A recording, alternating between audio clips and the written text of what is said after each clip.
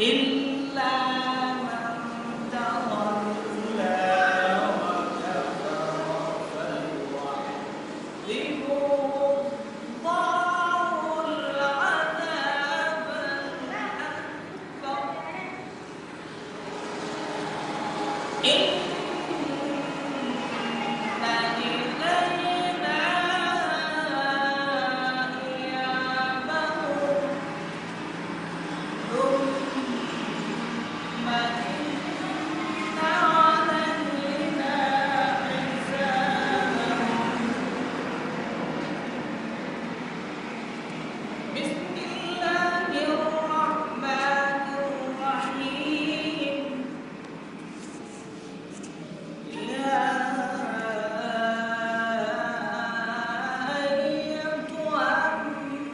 النفس المطمئنة يا أيتها النفس المطمئنة ارجعي إلى ربك راضية مرضية فادخلي في عبادي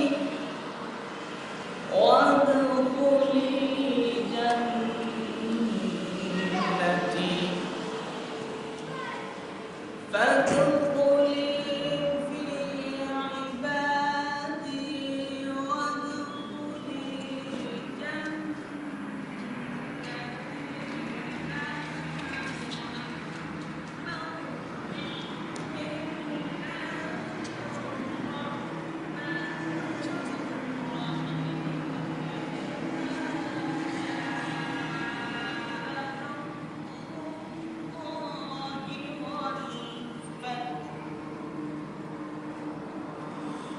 ورأيت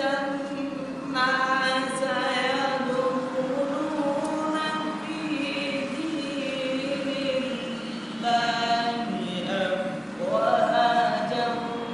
فسبح بحمد ربك